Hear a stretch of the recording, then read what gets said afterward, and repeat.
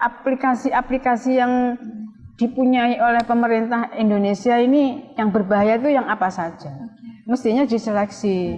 Yang berbahaya untuk masyarakatnya, tutuplah itu. Kan tinggal cekik gitu aja.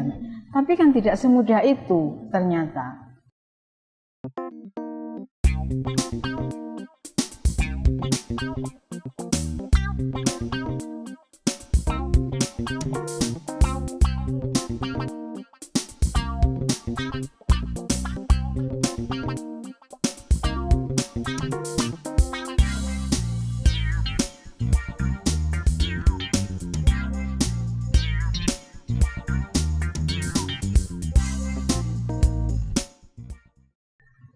Selamat datang di podcast Kopi Nawa, tempat kita ngobrol dan diskusi untuk mengukur nalar dan wawasan kita.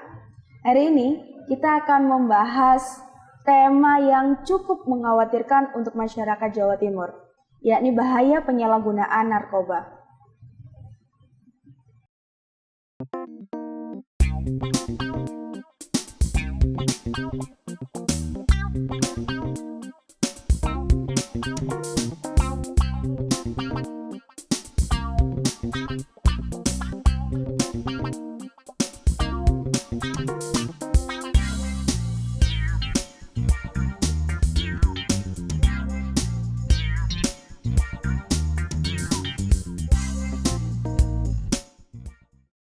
Telah hadir bersama kita anggota Komisi A DPRD Jawa Timur, Ibu Makmulah Harum.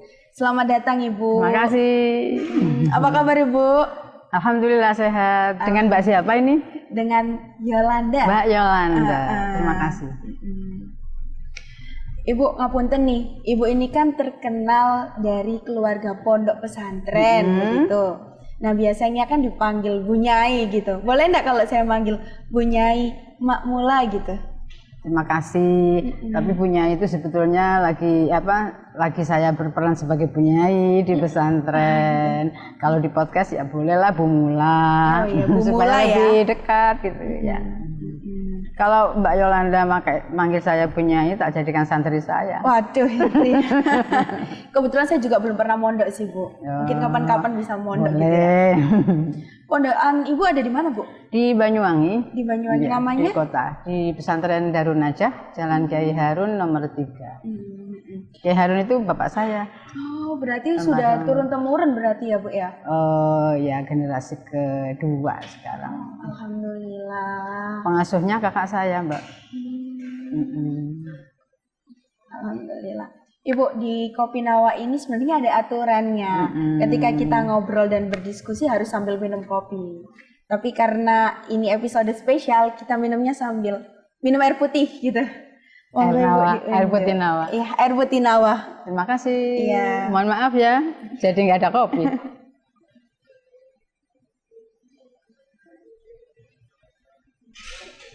Alhamdulillah. Ibu, alhamdulillah. Ketika kita berbicara terkait bahaya narkoba, data dari Polda Jawa Timur mencatat bahwasannya dari Januari hingga Juni 2025 sudah ada 3.022 kasus dengan tersangka sejumlah 3.876. Dalam waktu 6 bulan ini menjadi angka yang cukup besar. Bagaimana jenengan memandang fenomena ini selaku anggota Komisi A DPRD Jawa Timur? Persoalan pemakaian narkoba itu bukan hanya tanggung jawab BNN, bukan hanya tanggung jawab pemerintah. Yang lebih penting dan signifikan adalah tanggung jawab keluarga. Dalam hal ini seorang ibu ini harus tahu persis apa yang dilakukan anaknya sehari-hari. Kalau semua ibu di masyarakat ini waspada dengan apa yang dilakukan anaknya, insya Allah. Terus angka setinggi itu tentu menurut infonya kan menggunakan narkoba itu semacam kecanduan. Ya, benar, menimbulkan efek. Sekali mencoba, dia kepengen lagi. Nah, Terus kalau dulu itu relatif ya Mbak. Dulu itu kapan awal-awal munculnya bagaimana bahaya narkoba itu kan mahal harga narkoba itu. Yang mengkonsumsi itu kan orang-orang yang berduit. Tetapi sekarang apa jadinya? Narkoba itu sudah seperti barang yang bisa dijangkau oleh siapapun. Sampai pelajar-pelajar beli juga mampu. Yang bahaya lagi, narkoba ini bisa berupa permen, masuk dalam minuman-minuman tren anak muda. Bahkan oleh sejumlah produsen itu menjadi salah satu bahan bakunya agar muncul kecanduan itu tadi, Bu. Laris yang dijual. Ini kan sudah merupakan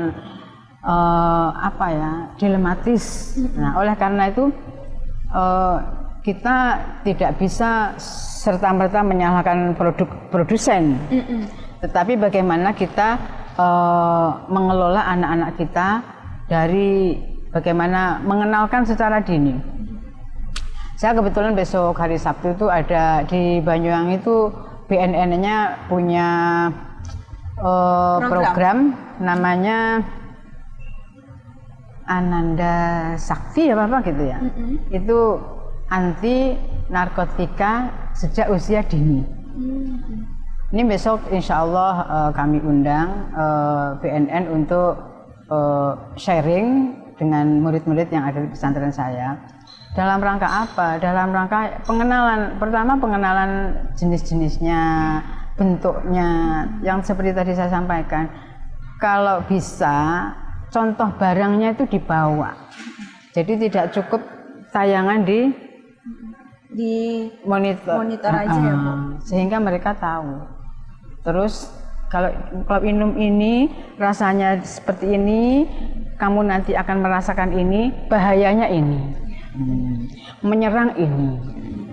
Misal mental jadi pemalas, kemudian sering menyendiri, termenung-menung, betul kan? Berangan-angan gitu. Begitu. Jadi sulit bergaul. Orang kalau sudah kecanduan narkoba itu setahu saya curiga ke orang lain itu luar biasa. Kadang-kadang tidak percaya diri. Kalau mau melakukan sesuatu harus mengkonsumsi dulu. Nah, ini kan sudah bahaya. Malah sebenarnya bahaya dari narkoba ini efek jangka panjangnya ya Bu ya, yang sebenarnya lebih berbahaya mana sih Bu, efek jangka panjangnya atau efek ketika baru memakai itu Bu? Kan tertanam itu Mbak di dalam tubuhnya. Kalaupun dia selesai sekarang tidak mengkonsumsi, kalau tidak kemudian diobati, ya dia akan tertanam di dalam, merusak saraf, jaringan-jaringan saraf gitu. Jadi ketika dia sudah mengaku bahwa tidak mengkonsumsi lagi, itu karena itu kan juga termasuk penyakit medis kan. Iya, benar. Itu juga harus diobati oleh dokter. Tidak cukup selesai terus kemudian selesai, tapi minimal ada obat dari pihak medis untuk menghilangkan pengaruh negatif yang ada di dalam tubuhnya, baik fisik maupun mental. Yang lebih sulit itu kan saraf yang terus itu. Ibu, dari jumlah yang cukup banyak itu tadi ada sekitar 3.000-an kasus. Ini itu mendudukan Jawa Timur sebagai provinsi kedua sebagai pengguna narkoba terbanyak di Indonesia. Termasuk paling banyak pengguna jenis ganja ini itu tersebar di Banyuwangi, Bondowoso, Situbondo. Bagaimana Ibu tanggapan dari Ibu ini? Kita telisik dari hulu apa hilir ini? Dari hulu nanti ke hilir nih, harus runtut. Hulunya nih. Apa sebabnya? Kalau Banyuwangi misalnya, mohon maaf, letak Banyuwangi ini secara demografi kan dekat dengan Bali, Mbak. Bagaimana pergaulan di Bali seperti itu? Ini sejak beberapa waktu yang lalu ya, ini pengaruh negatif pergaulan Bali ini tidak hanya narkoba, pergaulan bebas itu juga menular ke Banyuwangi. Bahkan teman saya yang bekerja legal mengirimkan TKI ke luar, ke Hong Kong, ke Taiwan. Akhirnya ada kesempatan itu dia sambil pulang dari sana membawa dagangan barang haram itu. Saya tanya kenapa kok sampai tertarik jualan itu? Karena labanya sangat tinggi. Di Kuala Lumpur misal nih harga hanya 50, di sini bisa 1.500 katakan seperti itu. Jadi memang di Indonesia ini tinggi harga barang haram itu. Dan repotnya mudah didapat. Kewalahan lah pihak kepolisian, pihak keamanan ini kewalahan. Oleh karena itu yang paling bertanggung jawab ya keluarga sebetulnya. Okay. Ada ungkapan kan al-ummu madrasatul aula. Ibu itu tempat pendidikan pertama untuk anak-anaknya. Ibu itu harus tahu bagaimana performa anaknya sehari-hari. Apalagi kalau sudah kelihatan mendekati ciri-ciri pemakai, ini ya harus segera berkaitan dengan daerah-daerah yang tinggi angka penggunanya. Ini di samping demografi, pergaulan anak-anak sekarang kan luar biasa, Mbak. Apalagi dari medsos, pengaruh negatif digital luar biasa. Sekarang kan perdagangan apapun lewat online kan bisa. Jadi hal-hal yang menunjang tingginya penggunaan narkoba ini memang terbuka luas. Cukup banyak ya Bu ya. Oleh karena itu kami di Komisi A itu sudah kunjungan ya ke kabupaten-kabupaten mensupport bagaimana pemerintah setempat itu memberikan anggaran yang signifikan untuk BNN untuk sosialisasi bagaimana bahayanya narkoba itu. Tidak hanya ke pesantren ya, ke semua ini terutama ya ke sekolah-sekolah. Kasihan kalau generasi penerus kita ini hilang kesadaran karena narkoba itu ya. Nah kira-kira sejauh ini pos anggaran untuk sosialisasi dan pencegahan narkoba seperti apa? Masih belum signifikan. Masukan dari Komisi A seperti apa ini Bu untuk hal tersebut? Ya harus ditambah. Anggarannya ya? harus ditambah. BNN kabupaten itu kasihan Mbak, mereka nggak cukup dananya. Ya kita juga nggak menyalahkan Pemkab setempat ya. Memang BNN ini lembaga yang memang sebetulnya menangani penyakit masyarakat yang membahayakan gitu kan. Tetapi ada sektor lain juga yang memerlukan anggaran yang sama-sama pentingnya juga gitu, sama-sama untuk menjadi prioritas. Meningkatkan kesehatan gitu ya.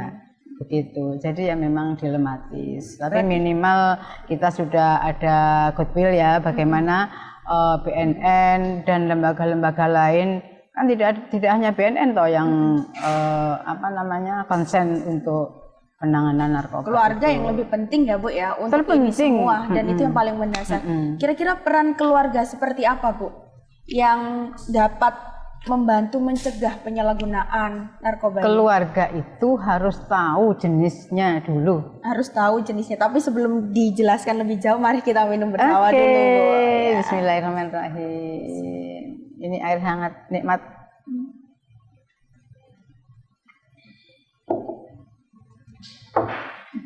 Gimana Bu? Pengetahuan tentang narkotika itu harus disosialisasikan secara terbuka. Saya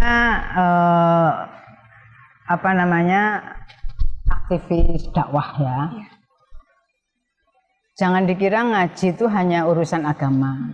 Tetapi saya ngisi ngaji itu juga termasuk menyentuh atau menyinggung soal bagaimana keluarga itu bisa mengatasi atau menghindari bahaya narkoba. Bagaimana caranya? Ketahuilah jenis-jenisnya dulu. Ketahuilah apa saja jenisnya. Terus kemudian apa narkoba yang paling mudah didapat oleh mereka? Yang terjangkau, harga berapa? Orang tua memberi uang saku sehari berapa? Di apa istilahnya Mbak? Ditanya anaknya tadi duit tiga tuku apa nah? Itu penting juga itu ya. Tiga tuku apa nah? Kan sekarang sudah ada MPG. Ya, harusnya uang saku nggak berkurang gitu ya. Jadi uang sakunya dipakai apa? Es bu, esnya pinten, belinya berapa? Sama snacknya berapa? Snacknya apa?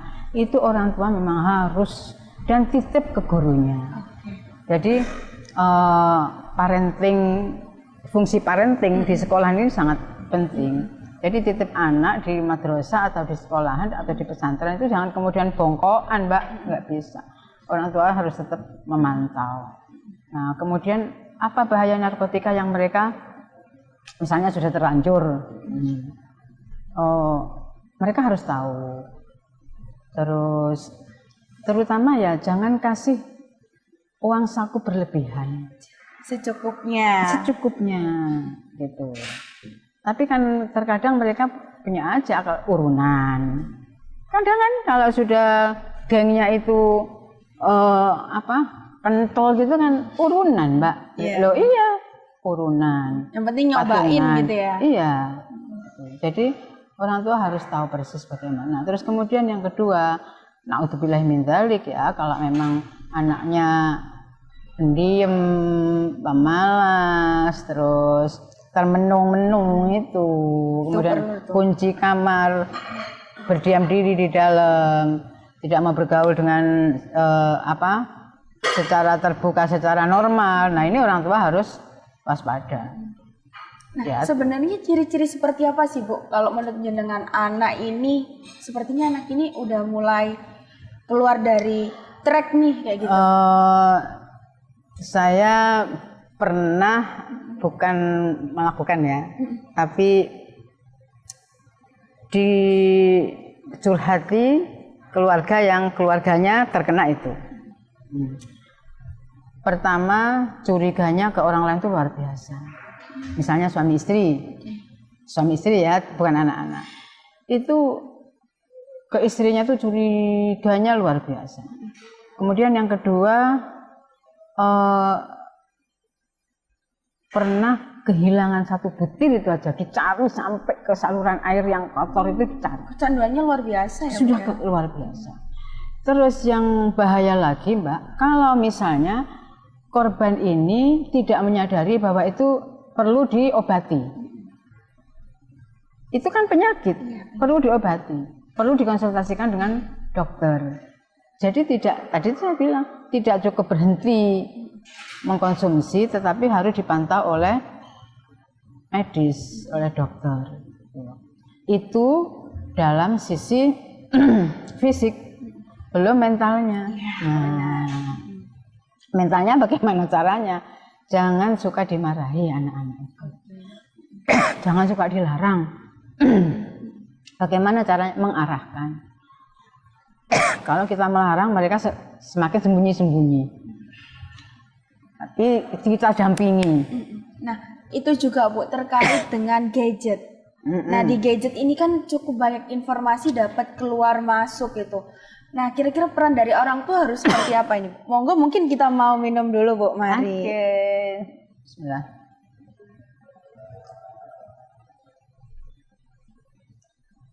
Terkait peran orang tua dalam pengawasan. Sekarang ini kan dilematis ya Mbak, apalagi waktu COVID. Orang tua itu seharusnya tidak memberi barang itu ke anaknya, gadget itu. Tapi ketika COVID ternyata mereka sekolahnya online lewat gadget. Kan sudah tidak bisa menghindar dari bahaya. Sedangkan gadget itu mereka sudah pinter pakai, tidak hanya untuk sekolah, untuk aplikasi yang lainnya. Nah, nomor dua, eranya ini memang sudah era digitalisasi. Kalau mereka tidak kita di pesantren ini nggak boleh Mbak pegang itu, nggak boleh. Tapi sering tuh sembunyi-sembunyi kayaknya. Sembunyi ya. Tapi kan minimal kan sudah dilarang. Tapi ada pesantren yang memberi kesempatan ketika sambangan. Orang tuanya nyambang, nah itu baru dibolehkan. Tapi kan di hadapan orang tuanya. Tapi terkadang ada orang tua yang salah, sembunyi-sembunyi ya wis legowen. Wah, ya itu tuh. Itu. Jadi sebetulnya pemanfaatan digitalisasi tergantung bagaimana anak-anak itu memakai. Semuanya kan juga tergantung pemakainya. Nah, yang paling benar itu sebenarnya nggak diberi. Tapi di sisi lain kasihan juga Mbak, dia ketinggalan ilmu tentang digital, kan begitu. Nah, mungkin Bu, dari Komisi A sendiri nih, apakah ada dorongan untuk penguatan regulasi pengetatan penggunaan sosial media? Ya, kemarin terkait dengan pinjol ya, kemarin yang lagi ngetren itu ya, kita sudah berusaha untuk menyusun perda. Ternyata mentoknya itu, kita sudah konsultasi ke Kemendagri, di sana ternyata mentoknya bahwa bagaimanapun juga sebagus apa perda tentang bagaimana pinjol itu tidak ada, terus satunya lagi apa pinjaman judol dan pinjol gitu ya, itu tergantung bagaimana kebijakan Kementerian Komdigi. Berarti kewenangan pusat ya? Iya, jadi aplikasi-aplikasi yang dipunyai oleh pemerintah Indonesia ini yang berbahaya itu yang apa saja? Mestinya diseleksi. Yang berbahaya untuk masyarakatnya tutuplah itu. Kan tinggal cekrek gitu aja. Tapi kan tidak semudah itu ternyata. Kompleks sekali. Karena apa? Karena ada yang berkepentingan mengambil keuntungan dari aplikasi itu. Bagaimana di Kamboja? Iya. Sama seperti anak-anak didik kita itu kalau pegang ini pegang gadget kan masya Allah. Nah, terus ada lagi Mbak yang boleh saya kritik ya, nun sewu sekali. Coba kalau kita makan di rumah makan, orang tuanya kepengen makan konsentrasi, tenang, nikmat, anaknya rewel, kasih, betul, kasih gadget. Apa betul seperti itu? Kenapa nggak dikasih makanan aja biar makan dolanan panganan? Lo kan iya toh. Iya, malah disetelno.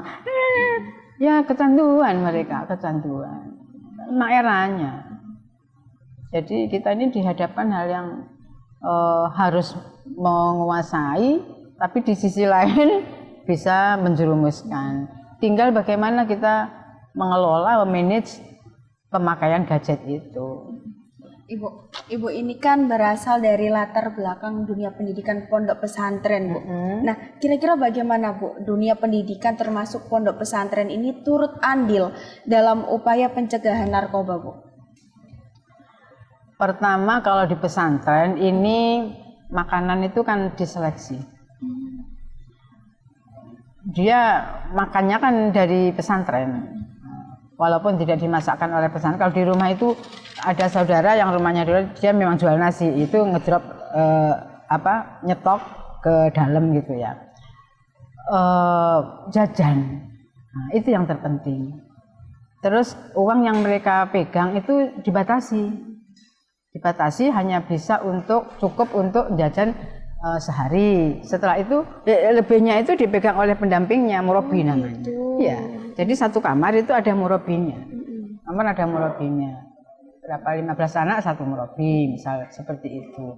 Jadi di pesantren itu kecuali di samping ada pendampingnya, kan sekamar itu usianya beda-beda. Ada yang senior, ada yang junior. Nah, yang senior ini dilatih untuk mengawasi yang junior.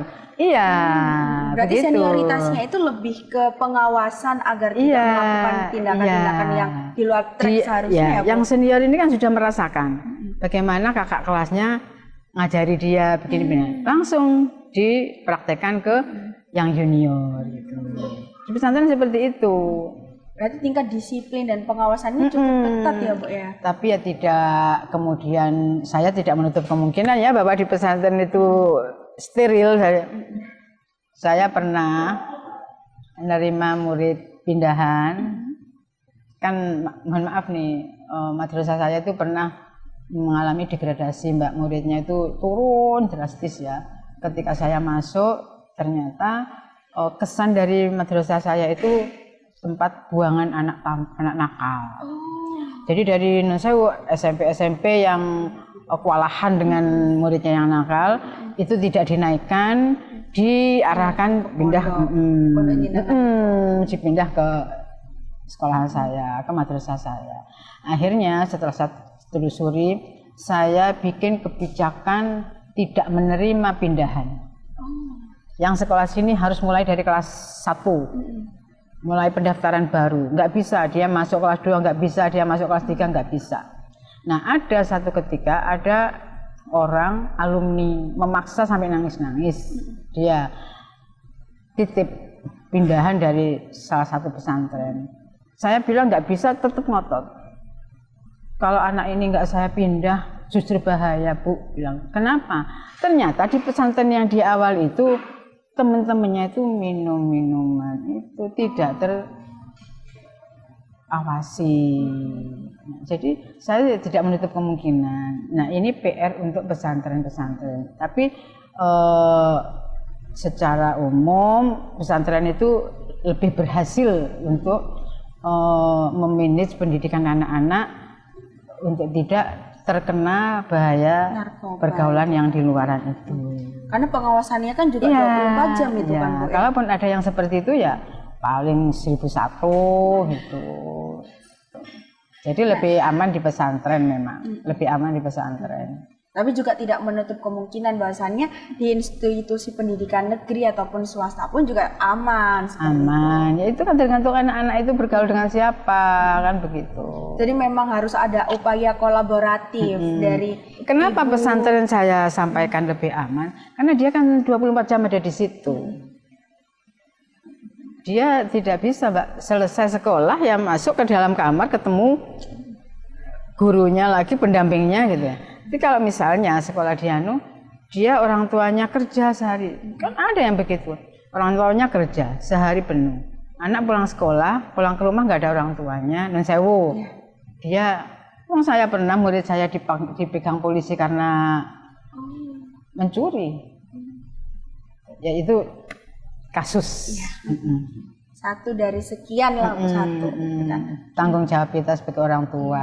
Harus ada kolaborasi bersama lah dari orang tua, dari institusi pendidikan, lingkungan gitu kan, Bu. Nah, Ibu ini kan juga dikenal sebagai pegiat dakwah di Nahdlatul Ulama juga, Bu ya. Nah, kira-kira langkah nyata seperti apa, Bu, yang bisa dilakukan oleh komunitas emak-emak ini dalam rangka mencegah bahaya narkoba itu, Bu? Ya, saya ulang, pertama ibu-ibu itu harus tahu persis jenis-jenisnya tadi. Terus tahu persis bahayanya dari masing-masing jenis itu. Terus kemudian mengawasi setiap gerak-geriknya, tapi tidak seketat mungkin sampai kayak polisi. Jadi bagaimana pendekatannya dengan anak-anak itu supaya anak itu, yang penting mereka bisa terbuka dengan kita, bisa menganggap kita teman. Kalau sudah menganggap teman itu kan dia mudah untuk bercerita yang dilakukan sehari tadi apa, sambil makan dengan keluarga, sambil apa gitu, itu bisa kita tanya apa saja tadi yang dilakukan. Tadi di sekolah ketemu siapa saja, temennya tadi ngapain aja. Barangkali itu. Ya memang ujung tombaknya ada di keluarga. Sambil ya kan dogma itu kan memang harus ada ya, Mbak. Kan itu barang haram. Jadi di Al-Qur'an itu sudah ada dalilnya. Sama dengan minuman keras. Minuman keras kan memang diharamkan itu. Itu senjata yang paling ini. Kamu kalau sudah berani bermain dengan barang haram, maka kata Oma Irama lagunya bagaimana?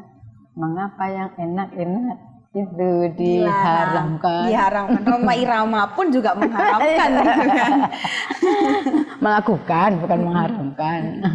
Nah, terus Bu, mungkin selain terbangun komunikasi yang bagus gitu, mungkin juga bisa Bu melalui pelatihan-pelatihan agar Iya. memiliki kesibukan gitu Bu. Gimana itu? Oh, untuk anak-anak korban. Iya, untuk anak-anak. Betul, harus diarahkan. Jadi penelusuran bakat minat itu harus. Penelusuran bakat minat. Iya kan? Penelusuran bakat minat anak sejak awal itu orang tua harus tahu. Jangan kemudian memaksakan Kehendak orang tua. Misal anakku matematika ini gak tahu oleh 10. Bukan dia nggak punya bakat minat yang bagus, mungkin dia di bidang hafalan atau dia di bidang seni. Itu yang pertama. Kalau sudah ketangkep, diketahui bakatnya, orang tua ini berkewajiban untuk memberikan support untuk mereka bisa menyalurkan bakatnya dengan baik. Syukur-syukur kalau itu menjadi profesi dan menghasilkan, kan begitu. Nah, terakhir nih Bu, kira-kira mungkin ada pesan dari jenengan ini untuk emak-emak se-Jawa Timur secara khusus dalam menghadapi ancaman narkoba ini seperti apa? Pertama tadi itu ya, ibu adalah sekolah pertama bagi anak. Ibu itu memiliki anak seperti halnya seorang chef akan membuat kue. Mbak Yolan kepingin kue apa? Chiffon cake, Bu. Ya harus tahu rumusnya, harus tahu resepnya. Orang tua juga seperti itu, kepingin anaknya jadi apa. Walaupun misal nih, kadang cita-cita orang tua dengan kenyataannya ini berbeda. Tapi minimal dia ini bisa menikmati apa yang dia sukai dan produktif. Ada kasus orang tuanya ingin anak ini aktif di perguruan tinggi sampai menjadi dosen, ternyata dia mampu tapi dia tidak suka. Akhirnya dia beralih ke seni. Ini contohnya. Jadi al-ummu madrasatul ula. Orang tua ibu itu harus siap menjadi sekolah pertama untuk anak didiknya. Yang kedua, itu tadi mengarahkan minatnya yang sesuai supaya dia tidak salah pilih. Yang ketiga, yang mensupport. Jangan kemudian memusuhi anak ini yang bahaya. Apalagi nusewu, kan itu anakku. Balik, ini jangan sampai orang tua itu melontarkan kata-kata yang kemudian anak jadi sedih, anak jadi malas pulang. Usahakan keluarga itu membuat suasana rumah ini nyaman sehingga anak-anak ini ndang pengen mulih gitu. Pulang sekolah ndang pengen mulih, ndang pengen ketemu ibunya, seperti itu. Saya rasa ibu-ibu itu harus bisa seperti itu. Kecuali saya ini mengelola madrasah itu Mbak, mayoritas dari keluarga yang prasejahtera ya, sehingga orang tuanya itu semua kerja. Nah ini terkecuali seperti itu, kadang anak-anak ini malah nggak nyaman pulang karena pulang tuh nggak ada orang tuanya. Itu terkecuali itu. Ya. Iya. Alhamdulillah, terima kasih banyak Ibu untuk insight-nya, untuk masukannya untuk Provinsi Jawa Timur, juga emak-emak yang ada di Jawa Timur. Tanggung jawab kita bersama. Tanggung jawab kita bersama. Bukan hanya tanggung jawab pemerintah, bukan hanya BNN ya. Ya, sampai di sini obrolan kita terkait bagaimana cara menanggulangi bahaya narkoba di Jawa Timur. Saya dan Ibu Mula pamit undur diri, sampai bertemu di episode Kopi Nawa selanjutnya. Bye-bye. Assalamualaikum.